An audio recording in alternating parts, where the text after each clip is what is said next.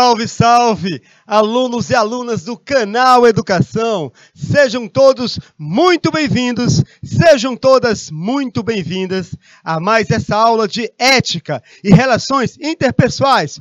Professor Marciano, o nome para ninguém esquecer. Sejam bem-vindos, bem-vindas à aula de Ética e Relações Interpessoais. Aula das aulas, aula magna, aula Nobel de Ética e Relações Interpessoais. E eu agradeço imensamente, eu agradeço carinhosamente a participação, a audiência de tanta gente linda, maravilhosa, inteligente, competente do meu Piauí, do Brasil e do mundo inteiro. Salve, salve! Alegria, alegria! Muita gente linda. São Francisco de Assis, do Piauí, São José do Peixe, Juazeiro do Piauí, Jatobá do Piauí. Abraço carinhoso. Alunos que acompanham pelo IPTV, pelo canal do YouTube, gente linda, maravilhosa, inteligente, competente, futuros técnicos em informática que hoje terão uma aula excelente sobre qual é o assunto, qual será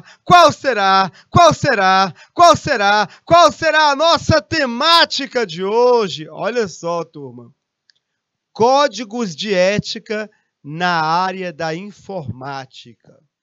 Nós estamos numa série de aulas sobre a dimensão ética da informática, do curso de informática, da área da informática, da profissão informática. Na aula passada, nós falamos sobre diversos assuntos relacionados à ética.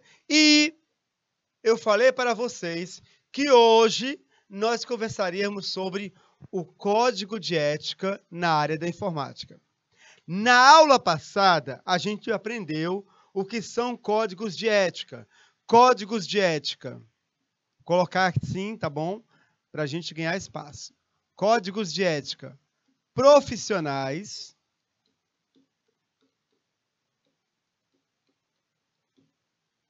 que são os códigos de ética de uma profissão, e os códigos de ética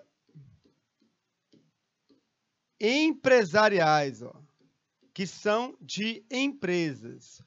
Hoje, ao estudarmos os códigos de ética profissionais, código de ética, perdão, da área da informática, nós estamos estudando um código de ética profissional que regulamenta, que orienta uma profissão, uma categoria, no caso, os profissionais da área de informática. Boa tarde, Maria Cristina, abraço carinhoso. Adílio, Adriel, meu amigo, Francisco de Oliveira, Marcicleia, Sétima Gré, Barra da Alcântara, Unidade Escolar, Firmo Rodrigues Sobreira. São 12 alunos, eu envio 12 abraços para você. Francisco de Oliveira, da Unidade Escolar Cajas e Cajazeiras do Piauí, um abraço carinhoso. O Adriel, da Unidade Escolar Dom Joaquim Rufino do Rego, de Ipiranga, do Piauí. Turma, então, o código da área de informática é um código profissional. Então, você que está se formando em técnico em informática, já sabe que a sua profissão é regulamentada e possui um código de ética.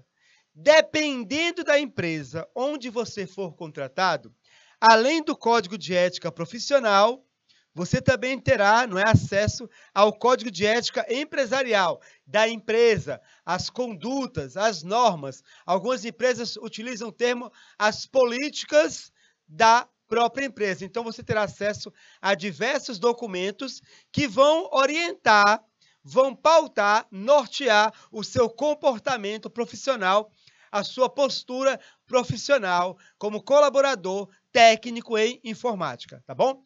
Olha só, 2 objetivos.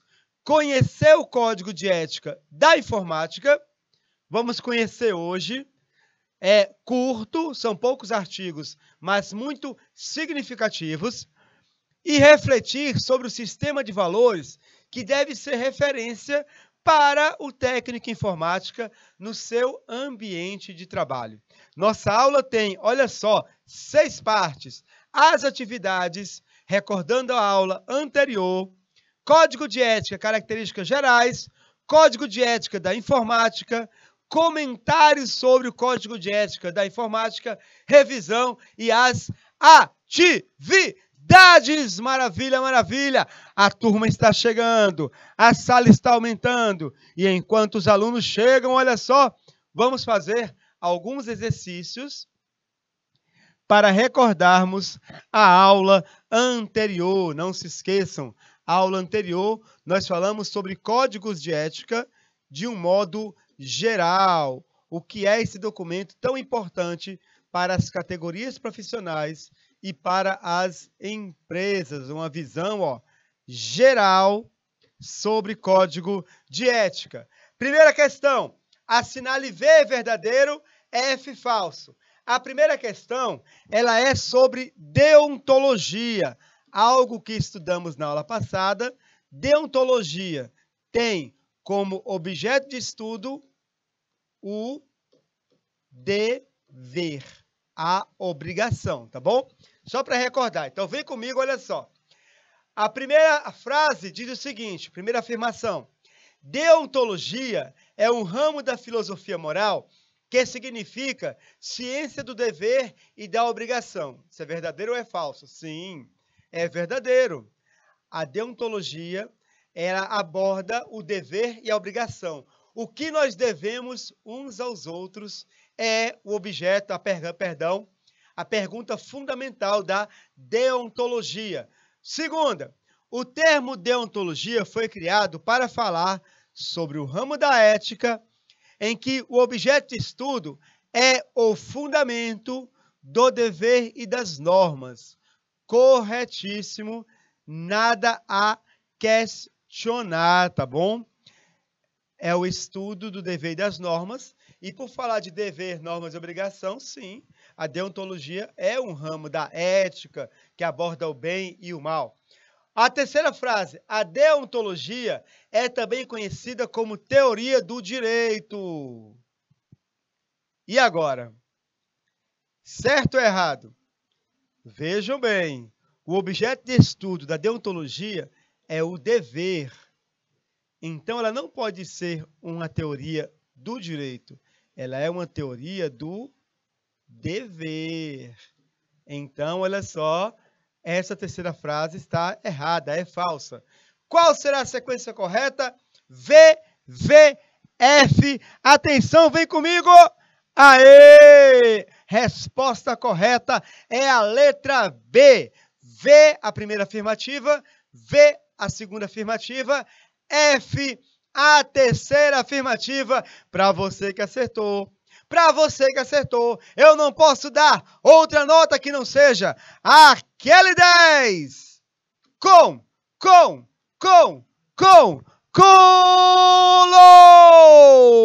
louvor! Maravilha, maravilha! Que coisa linda! Que coisa bela! Pode comemorar! Vamos seguir adiante. Atenção, turma. Vamos à segunda questão. As questões estão parecidas, mas não são as mesmas da aula passada. Eu mexi nas alternativas. Então, vem comigo. Segunda.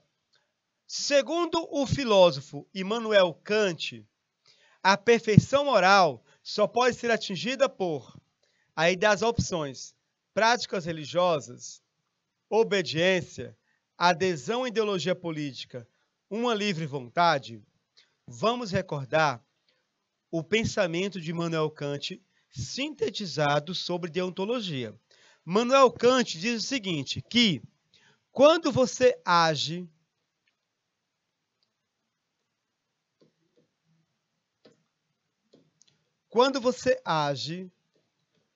por dever, a sua ação tem um valor moral. Quando você age, quando você age por dever, quando você sente que tem o dever de agir em função do próximo. Por exemplo, aqui tem uma pessoa e aqui há uma senhora que precisa atravessar a rua e essa pessoa, ela se pergunta, devo ou não devo ajudá-la? E ela decide, devo. A ação dessa pessoa, ela possui um valor moral. Por quê, professor? Porque ela agiu por dever. Após uma reflexão racional, ela decidiu que deveria agir em prol, ajudando a senhora a atravessar a rua com seu pacote de compras. Mas Immanuel Kant diz que o agir por dever, por si, certo? Ele não representa a perfeição moral. A perfeição moral ela só pode ser atingida se a pessoa agir por dever por livre vontade, na sua liberdade. Ou seja, quando eu penso devo ou não devo, nenhuma força externa está me conduzindo à minha ação. Por exemplo, uma pessoa religiosa, aqui tem a religião. Vou colocar aqui uma cruz do cristianismo. Agora quero ver quem vai me perseguir aqui. Cristianismo. Aí o cristianismo diz o quê? Se você fizer o bem, você vai para onde? Você vai para o céu. Então a pessoa, ela não vai agir por livre vontade. Ela vai ajudar a velhinha, porque assim ela vai para o céu. E se ela não ajudar, ela vai para o inferno, queimar eternamente nas fornalhas ardentes do inferno. Então, olha só, quando a minha ação ela não é livre, não parte da minha liberdade, mas tem uma força externa, isso não é perfeição moral. Eu não quis agir assim, digamos assim. Eu não fui livre para agir. Eu não fui desinteressado. Eu fui interessado. Eu não estava preocupado com a situação daquela senhora. A minha preocupação, o foco era em mim. Eu quero ir para o céu, vou fazer o bem. Percebe? Então é por isso que práticas religiosas não nos levam à perfeição moral, à obediência a uma religião, a um partido político, a uma ideologia. Não nos levam à perfeição moral, tá bom? Por quê? Porque somente a livre vontade, quando nós agimos por dever, fazemos o correto na nossa liberdade, é que nos leva à perfeição moral. A perfeição moral, eu faço o correto porque eu sou movido por mim próprio, eu próprio, a agir para fazer o correto, tá bom? Então, a segunda questão, ó, somente a livre vontade, somente a livre vontade é que nos faz alcançar a perfeição moral, segundo esse que para muitos é o maior filósofo da história, Immanuel Kant. Ele morava numa cidade na Alemanha e ele era tão rigoroso, ele era tão metódico, que ele tinha os seus próprios horários e seguia à risca. Primeiro, ele nunca deixou a cidade onde ele morou. Ele nasceu, viveu e morreu na mesma cidade, nunca saiu daquela cidade. Segundo, ele mantinha os mesmos horários sempre para passear na rua, para fazer compra no mercado. Ele fazia tudo sempre na mesma hora. Tanto que, quando as pessoas encontravam Kant na rua, elas aproveitavam para acertar os seus relógios. Bom, agora é meio-dia, que é a hora que ele vai para o mercado, digamos assim. As pessoas acertavam o seu relógio. Agora vamos para a reflexão deontológica na área da profissão, tá bom? Vamos lembrar que a deontologia, ela faz uma reflexão sobre a profissão,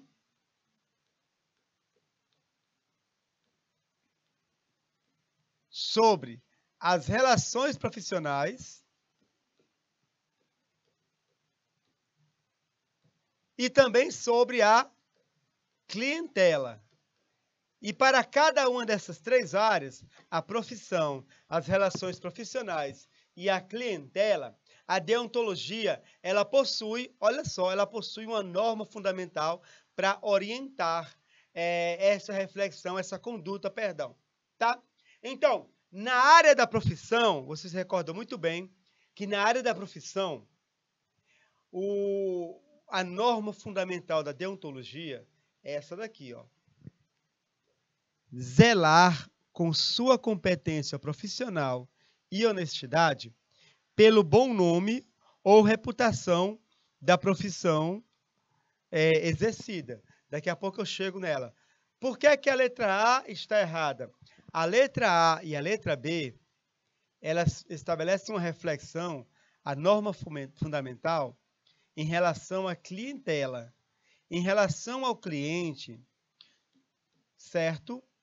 O profissional, ele deve executar integralmente o serviço conforme o combinado, certo? É a norma fundamental da deontologia na área da clientela. Aliás, são 3 na área da clientela.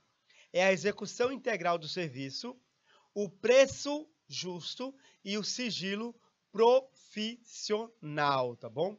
Então, executar o serviço integralmente conforme o combinado é da clientela. E a lealdade e a solidariedade profissionais, evitando críticas levianas, competição e concorrência desleal, aqui é da área das relações profissionais, tá bem? Na área das relações profissionais, o profissional ele deve zelar pela lealdade, pela solidariedade, ou seja, o espírito de equipe. Lembrando que sim, há um limite para essa lealdade e solidariedade na empresa. Vamos falar sobre isso daqui a pouco, tá? Então a resposta é a letra D. Zelar com tua competência profissional, certo? Com a qualidade do teu serviço e tua honestidade pelo bom nome ou reputação da profissão exercida, tanto pelo seu bom nome e pela sua reputação, como pelo bom nome da profissão e a reputação da profissão exercida. Para que, por exemplo, as pessoas, você é um assistente social e você é muito competente e honesto no desempenho da atividade de assistente social. As pessoas, vendo o teu serviço, vão dizer, olha, os assistentes sociais, eles trabalham muito bem. Pelo teu exemplo, toda uma categoria é beneficiada no que diz respeito à reputação. Da mesma forma, por exemplo, usando um problema atual que são os motoristas de aplicativo.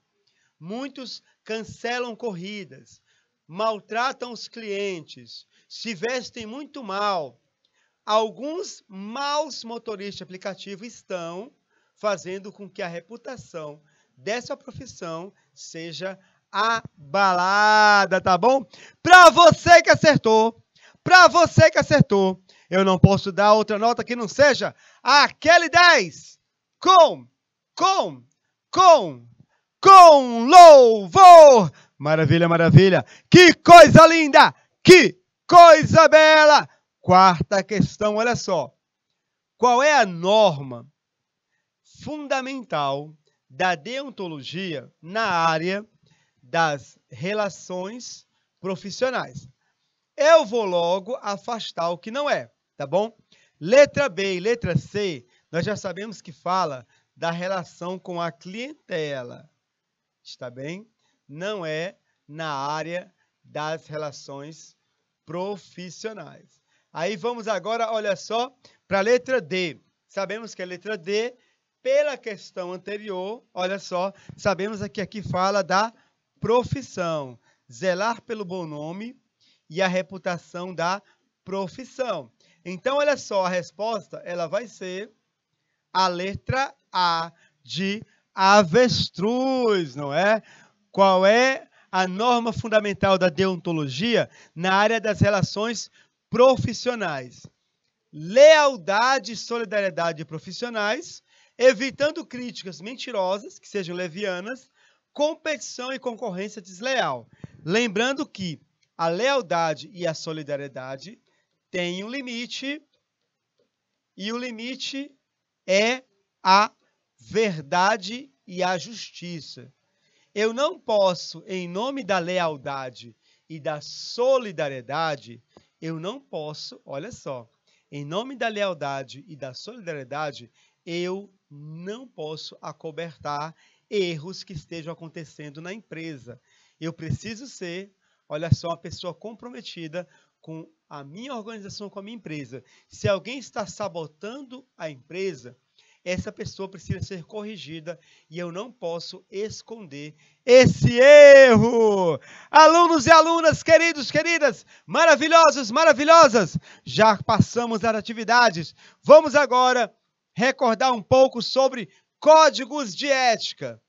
Nós sabemos que código de ética é um documento que busca expor os princípios e a missão de uma determinada profissão ou de uma determinada empresa. Olha só, quando o código de ética é empresarial, ele está abordando as normas que regem o funcionamento de uma empresa. Olha só, quando o código de ética é profissional, ele está falando sobre uma profissão. Ele regula as normas, as condutas de uma categoria profissional. Por exemplo, o Código de Ética de Medicina, o Código de Ética Médica. Ele é um código de ética empresarial ou um código de ética profissional? Coloca no chat. Atenção, dou-lhe uma. Atenção, dou-lhe duas. Olha só, exatamente. É um código de ética profissional, porque ele regula, está bem? Ele regula uma profissão específica, no caso, a profissão de medicina. Com relação ao código de ética empresarial, muitas vezes uma comissão na empresa é formada para formular esse código, ou, o que é mais recomendável, o conjunto de funcionários conversam sobre esse código.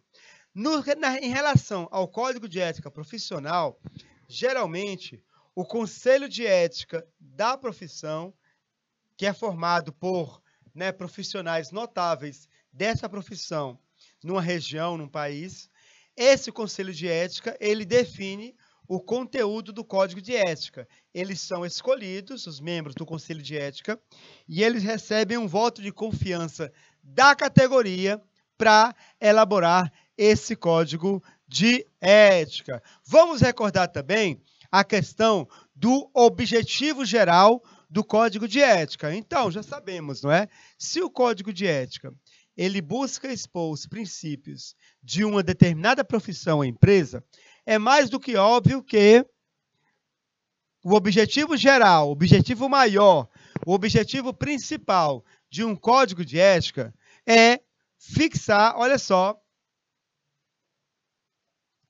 fixar a forma pela qual o colaborador deve conduzir o seu exercício profissional, tanto em termos de categoria profissional, como em termos de empresa onde trabalha. Daqui a pouco, código de ética da informática. Olha só, o código de ética ele também serve para orientar a sociedade sobre o que deve esperar e exigir de determinada profissão ou empresa. Por exemplo, olha só, pelo Código de Ética da Informática, eu, um leigo em termos de medicina, pelo Código de Ética de Medicina, eu, um leigo na área, eu posso, ao ler, perceber quais são os deveres do médico ao atender o meu filho, a minha esposa, um parente meu.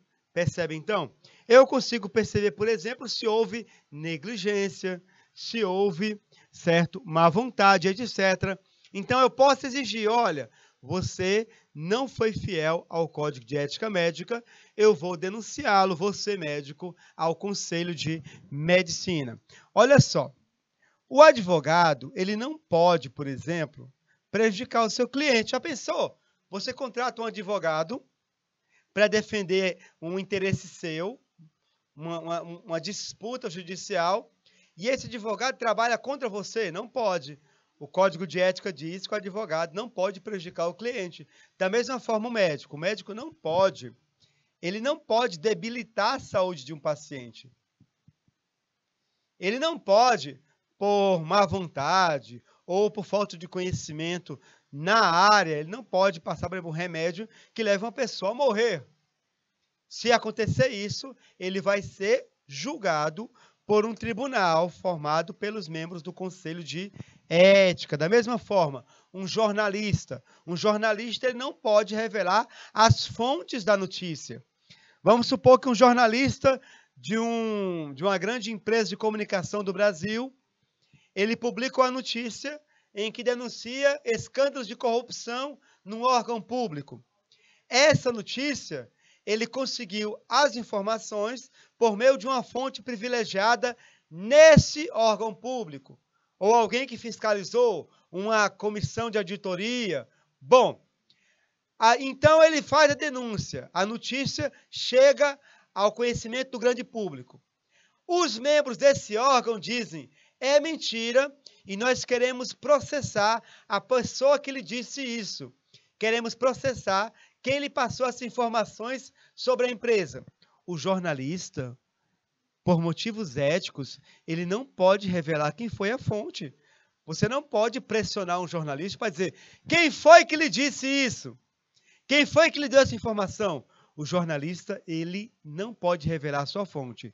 Antes de um jornalista publicar uma matéria num jornal, veicular uma reportagem na televisão, ele consulta a direção da empresa e fala, olha, a fonte é sigilosa, eu não posso revelar e eu preciso do apoio da empresa para veicular essa reportagem.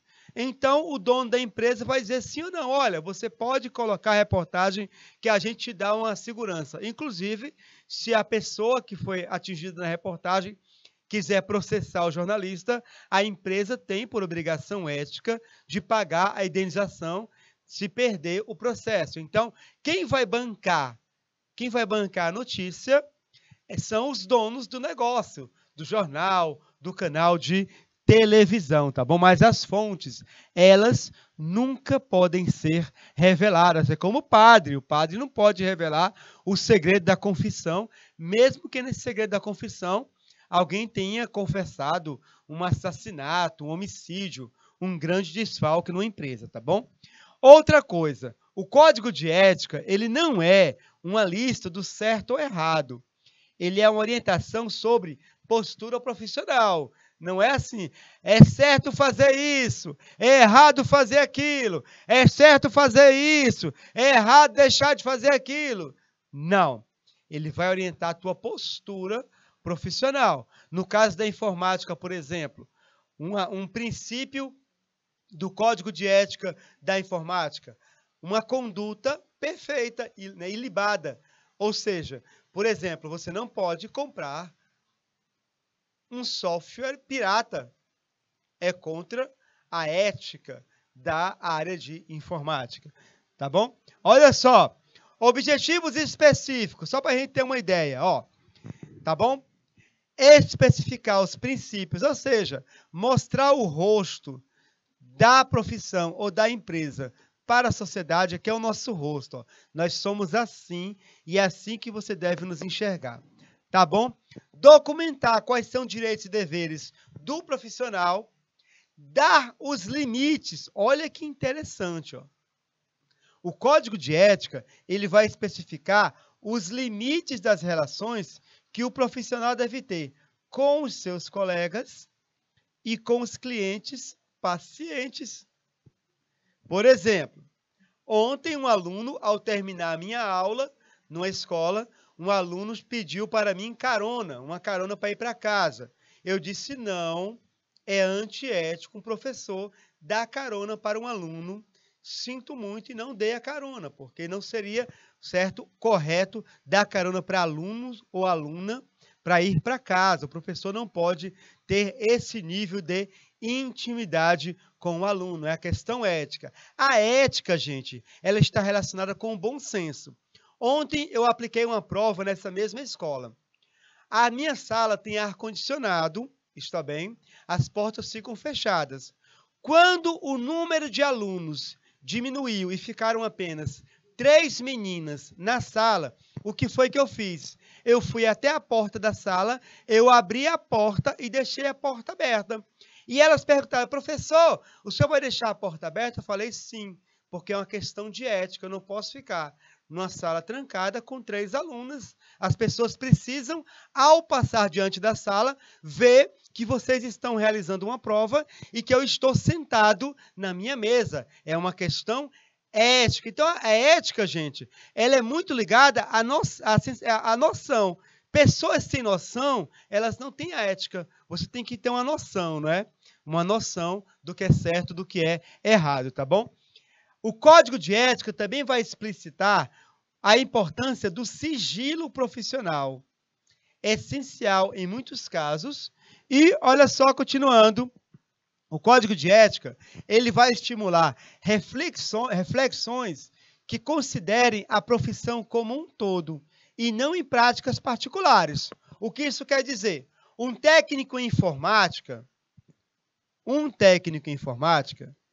que agiu errado, está bom?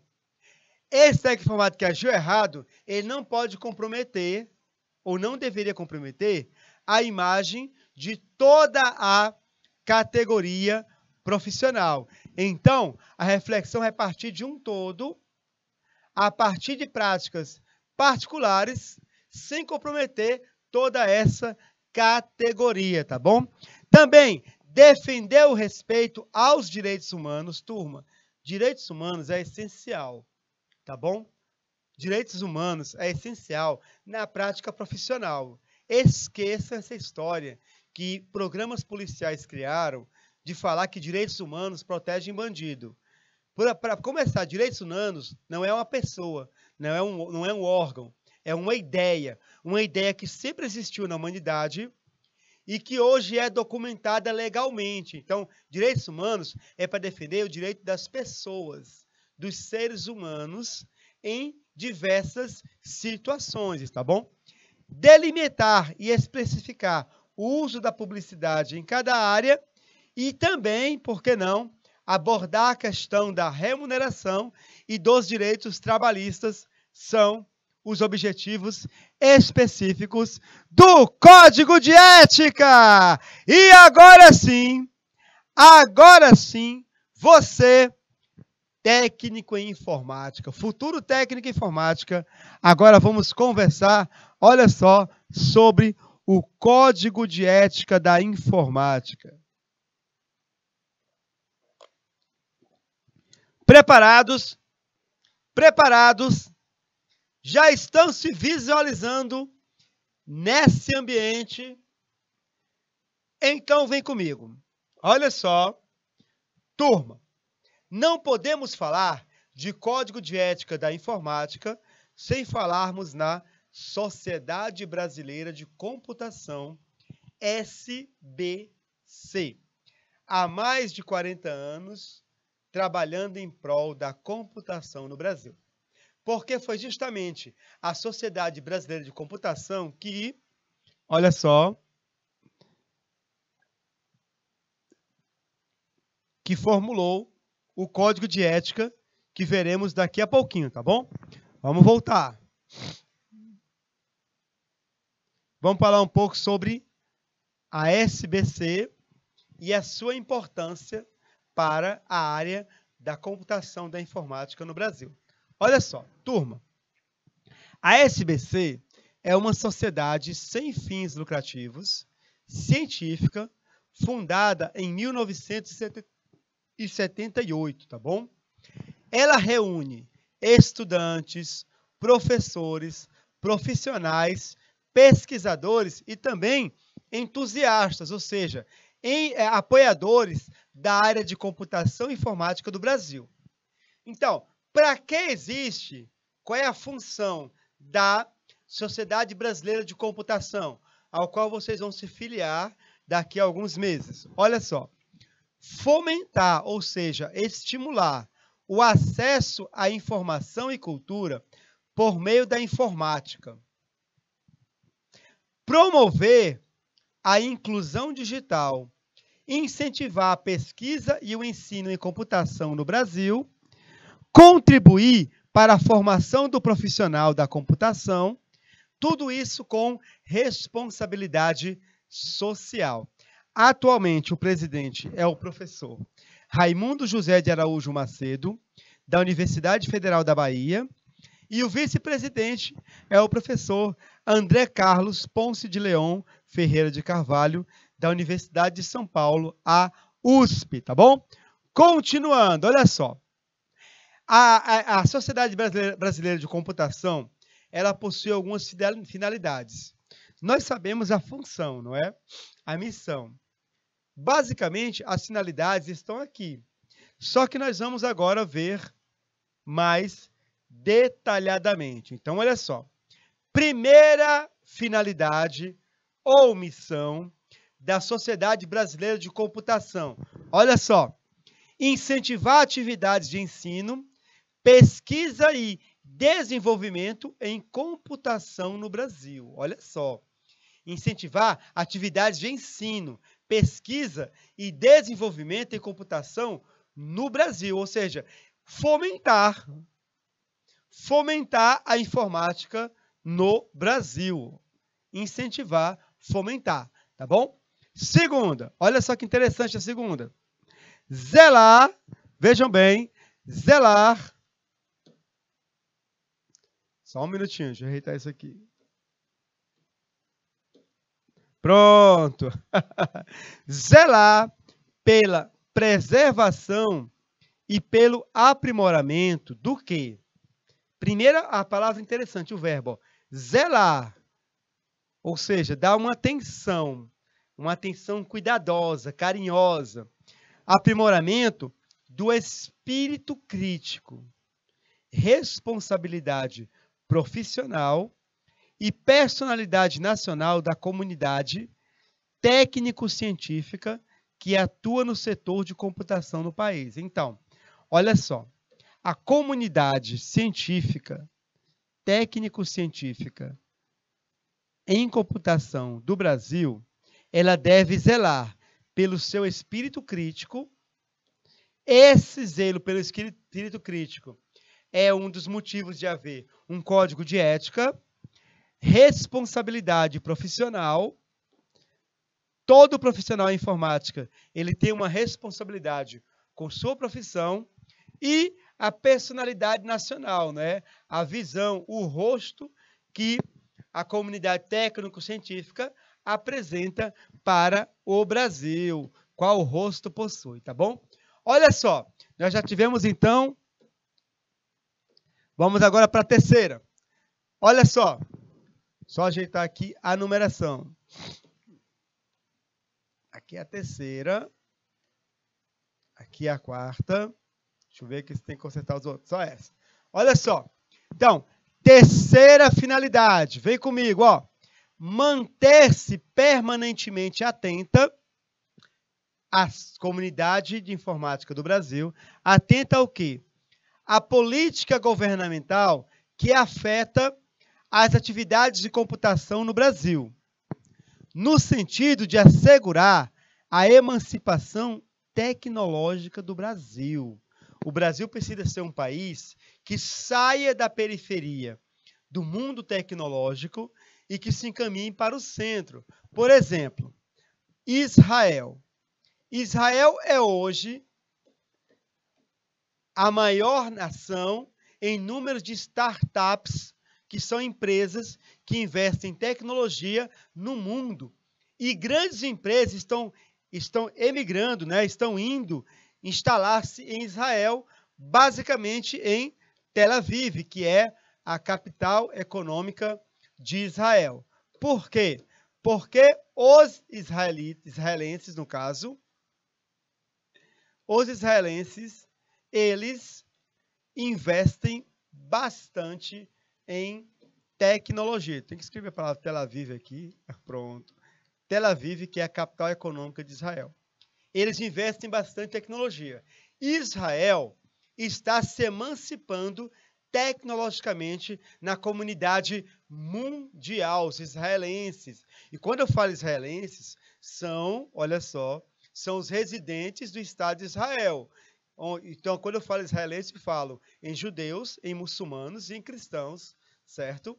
Todos são israelenses, se residem no Estado de Israel e têm nacionalidade, certo?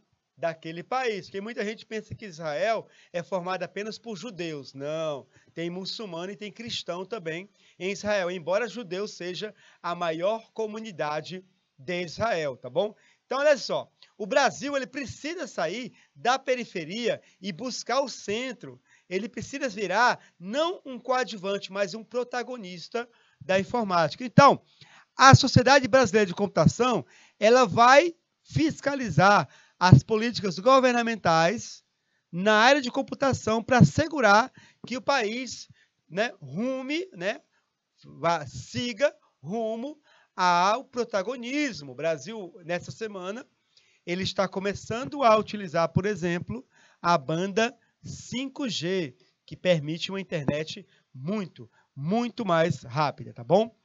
Quarta finalidade, olha só, promover por todos os meios academicamente legítimos, olha a expressão, turma, academicamente legítimos, através de reuniões, congressos, conferências e publicações, o conhecimento, informações e opiniões que tenham por objetivo a divulgação da ciência e os interesses da comunidade da computação.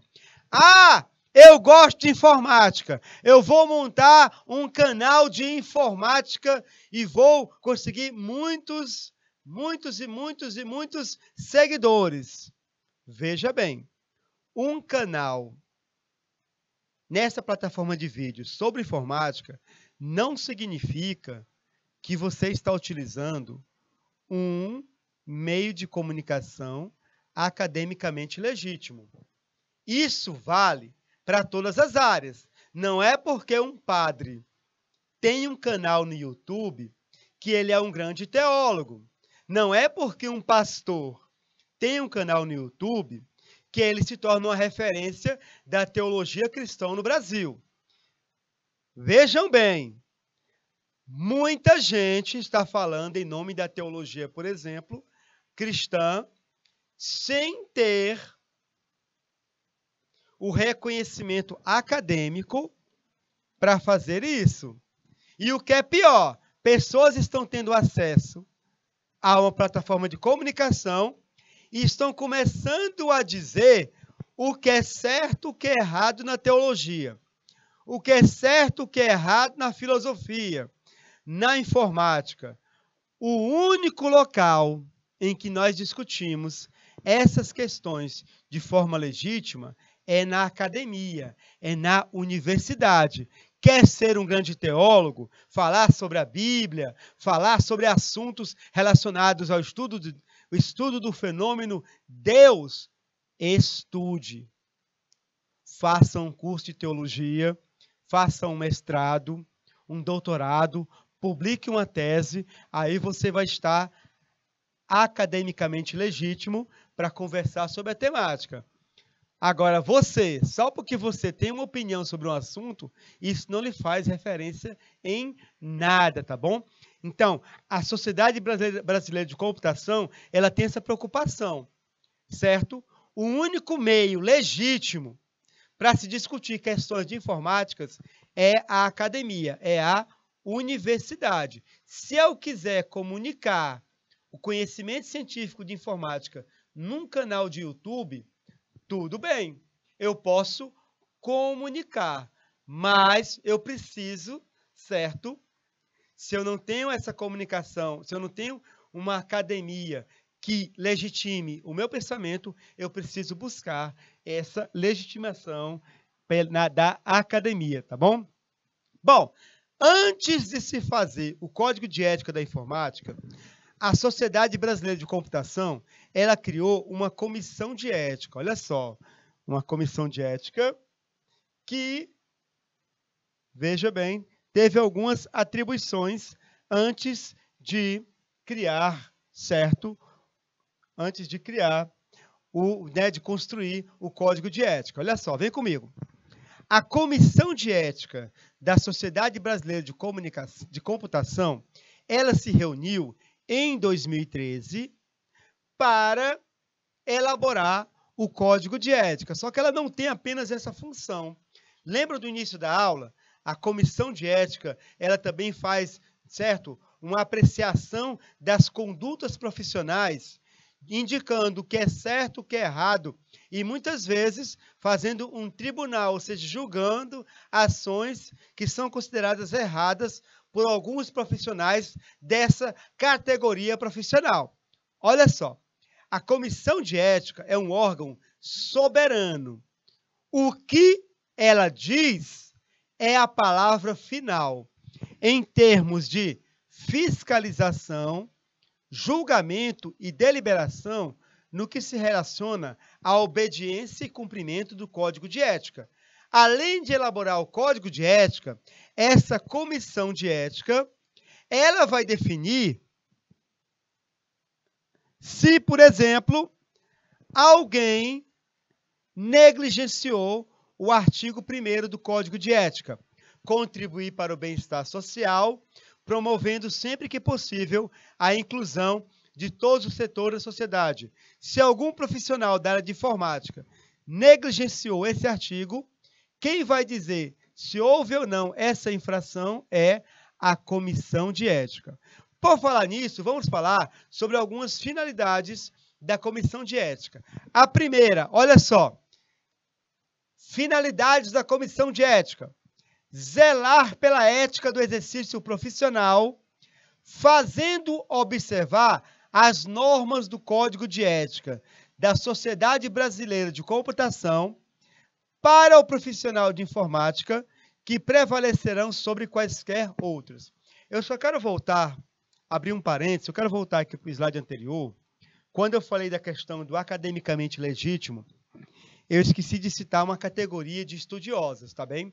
Eu falei assim, que a pessoa, ela deve estar ligada à universidade para ser academicamente legítimo. Só que, claro, nós temos aqueles estudiosos, certo? Freelancers, digamos assim, uma pessoa que se interessa pela área, estuda bastante e ela se torna um expert. Por exemplo, eu posso não ter o curso de informática, mas eu posso ser um expert em informática, eu posso ter notório saber em informática, eu estudo bastante, eu pesquiso artigos científicos, tá bom? Só para não passar a impressão da arrogância acadêmica, de achar que só quem passou pela faculdade, certo, é que é a pessoa que pode produzir ciência, tá bom? Claro que o normal é o caminho acadêmico. Mas se você for uma pessoa estudiosa de fato, comprometida com esses estudos, lê bastante, você se torna um expert, mesmo não tendo diploma de graduação, mestrado, doutorado, está bem? Você pode tornar um expert. O normal é que uma pessoa se torne um expert no assunto após 10 anos de dedicação exclusiva. Então, eu não fiz faculdade de informática, mas por 10 anos eu estudo bastante sobre o assunto, eu me torno um expert. Isso vale também para o que eu falei sobre a teologia, tá bom? Certo? Não é necessariamente você precisa ter um curso de teologia reconhecido, mas se você é dedicado aos estudos e se torna um expert, claro que você tem um valor na comunidade científica, tá bom? Só para ficar claro que eu posso ter deixado a impressão da arrogância acadêmica. Só quem passa pela faculdade é que pode dar opinião sobre o assunto. Não é verdade. Nós temos os experts nos assuntos, tá? Fechou o parêntese, peço desculpa pela arrogância acadêmica. Voltamos à nossa aula, tá bom?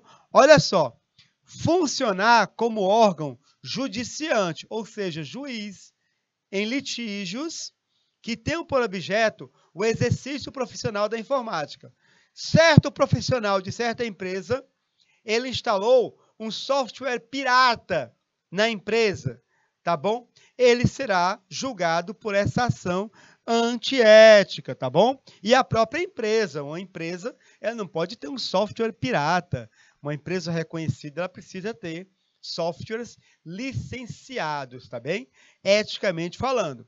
Olha só, oferecer assessoria técnica sobre a conduta ética na área da informática. Então, uma regional, certo, da Sociedade Brasileira de Computação, quer iniciar uma reflexão, um debate sobre a ética, pode chamar membros da comissão de ética para dar essa assessoria também. Olha só, a sociedade em geral, uma palestra, uma comunicação num congresso, pode-se convidar um membro da comissão de ética para falar sobre a conduta ética na informática. Autoridades públicas, um debate numa Câmara Municipal, numa Assembleia Legislativa sobre a ética na informática. Chamar membros da comissão de ética é interessante.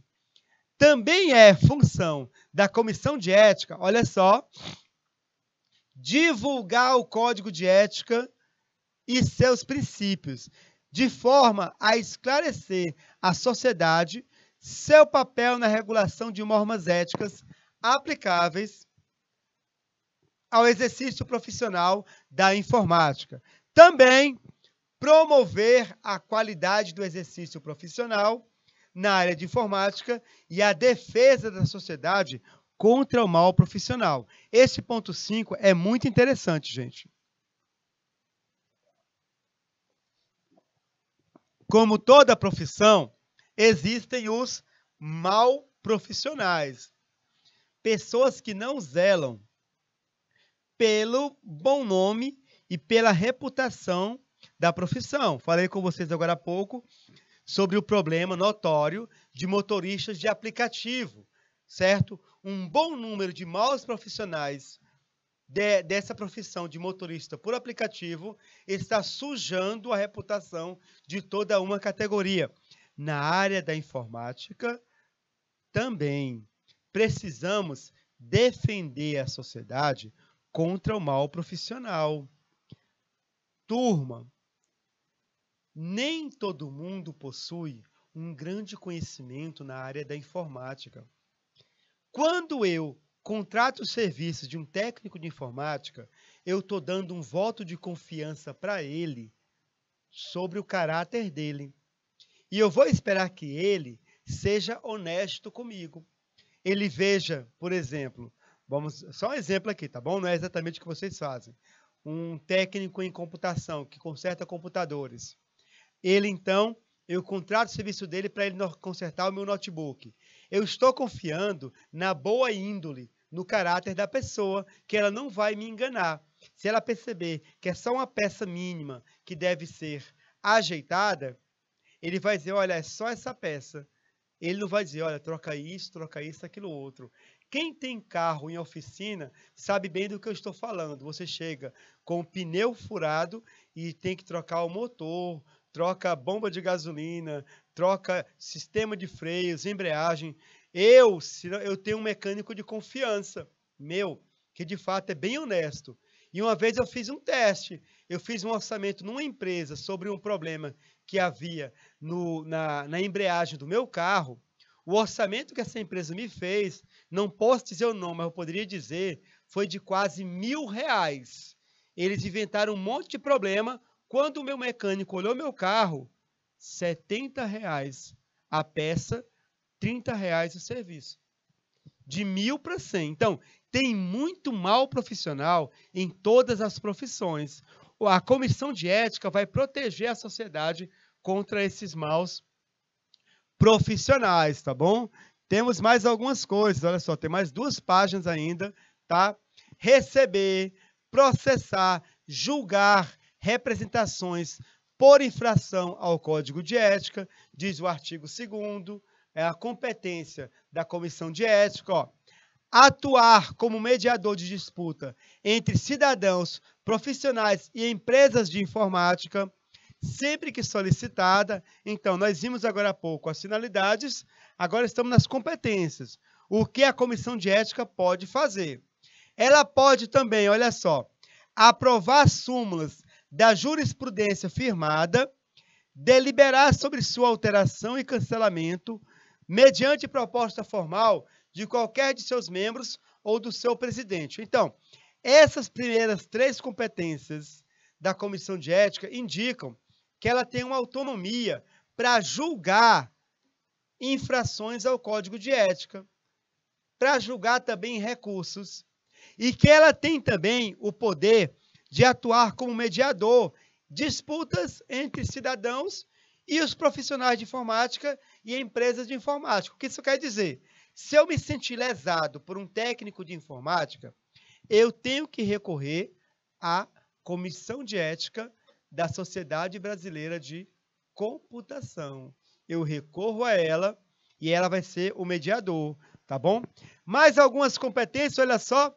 Solicitar ao Conselho aprovação de medidas e providências a serem aplicadas aos infratores das normas estabelecidas no Código de Ética, ou seja, uma pessoa cometeu uma infração, um profissional da informática cometeu uma infração contra o Código de Ética, a Comissão de Ética vai julgar e ela vai deliberar, olha, ele realmente cometeu uma infração contra o Código de Ética da Informática, certo? Nós recomendamos, eles recomendam, certo, ao Conselho Geral da Sociedade Brasileira de Computação o devido encaminhamento da infração e a devida punição, advertência ou exclusão da categoria profissional, tá? Essas são as finalidades e as competências do Código de Ética. Daqui a pouco, nós iremos falar na próxima aula, daqui a pouquinho, sobre os artigos do Código de Ética.